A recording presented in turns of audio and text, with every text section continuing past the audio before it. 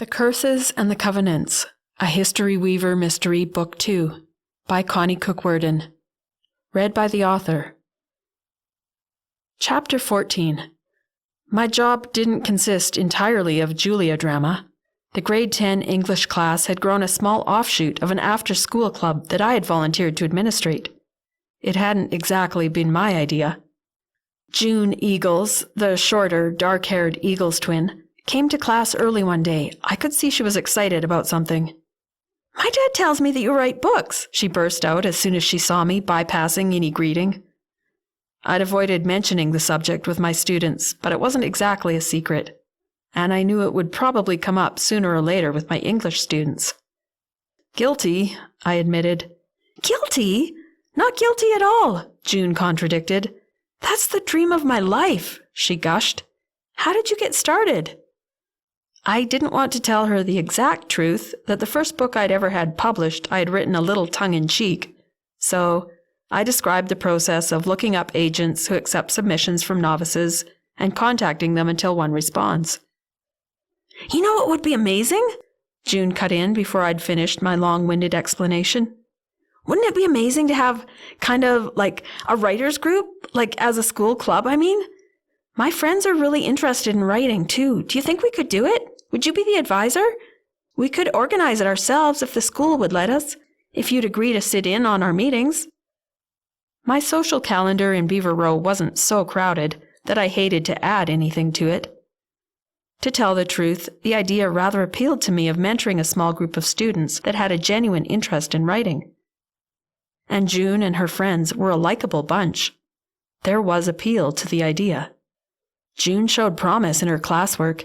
I'd like to see what she could do with her writing, getting away from the drab style of formal essays and confined stories that were required for the curriculum.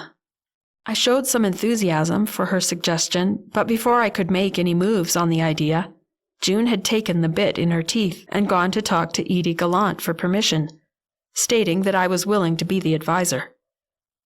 That was it. We were off and running. We picked an afternoon of the week when I had no counseling sessions booked after school, and we scheduled our first meeting within a week of June broaching the idea to me. June had made a poster for the school bulletin board, but I wasn't surprised or disappointed to find that the only students in attendance at the first meeting of our newly minted writing club were June and July, Fern Mann, and Coral Lyons. I finished my last class of the day and rushed to my English classroom, hoping to arrive ahead of the students, but the 4 girls had been quicker than I was.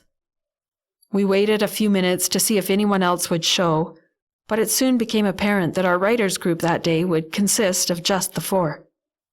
"Well," I said to the girls around the table at the back of the class, "looks like this is it." June's eyes shone. Characteristically, she was half bouncing up and down in her seat eagerly. Whatever June did, she was enthusiastic and energetic about it. July slouched in her chair noncommittally. "I'm not really here to write," she volunteered. "These guys badgered me till I agreed to join, but I'm not a writer. I just didn't want to miss out." "Well, everyone who wants to be part of the group will have to participate," I warned her. "That's only fair. We're all in this together. I don't want to force anyone to read their writing for the group. That can be a scary thing. But if anyone is really unwilling, there's no point to their being here. We're going to be looking to improve our writing skills, so that unavoidably involves a little critique, hard as it is to accept sometimes. Becoming a good writer involves being brave and growing a thick skin. Are you all in?" July and Fern both looked visibly uncomfortable at my words.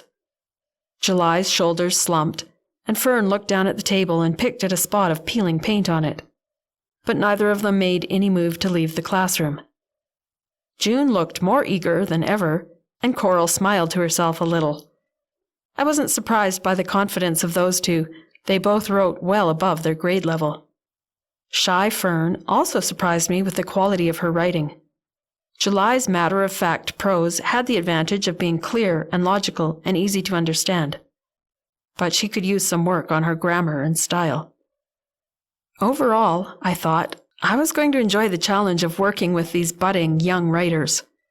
I wasn't visibly as excited as June, but I felt my creative juices rising at the thought of helping to brew up some other creative juices. April 25, 1898. This morning there was an uncomfortable confrontation when I saw Charlie Littlebird as translator leading a contingent of assorted men and our erstwhile friends and neighbours coming in formal assembly with solemn faces.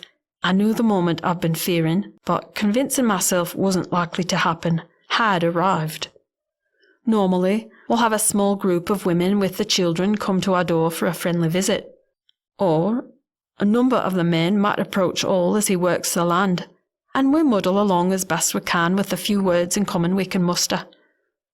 But the formal assemblage with a translator in their midst, coming in ceremony to our door, told me what the purpose of the visit would be. And yes, the purpose of the gathering was to remonstrate with us for breaking our part in the pact. Covenant, Charlie Littlebird called it. When all tried to explain that it wasn't our doing, that the railroad and the mining people had decided to develop the land on the other side of the ravine, I could see that his account of events wasn't being believed. The people do seem to have it very firmly fixed in their minds that we broke our agreement with them. I would have expected more anger, but there seemed to be only quiet disappointment and almost fear for us. They seemed to have an expectation of doom. They didn't ask for the cradle back, to my surprise, seeing they apparently believe we broke covenant with them. I didn't mention the cradle, as I really have been counting on its use for the early bed for the baby. I don't have any other item of furniture for that purpose, and so I would have been reluctant to give it up at this juncture. When baby is old enough not to need it anymore, of course we'll return it to the rightful owners. I do look on the bed as just on loan. I don't want to suggest to all that we give it back before its intended usage, as that may look as though we do acknowledge some wrongdoing in the development of the land under question. Neither all nor I feel we are responsible for the turn of events, and we did our best to convey this to the group of men. I believe that giving back the cradle now would imply that we did, after all, believe we had broken the covenant. Still, although we don't believe we've committed any wrong against our neighbours, and we don't see what harm the development of the land for the purposes of mining could do to them anyway, if anything, there will be likely to be added prosperity and advancements to the way of life.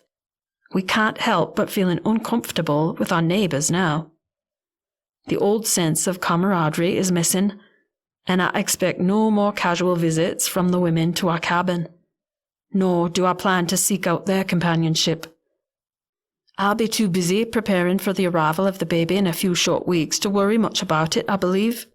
I can't be distracted by any irrelevancies like the superstitious scruples of our native neighbours.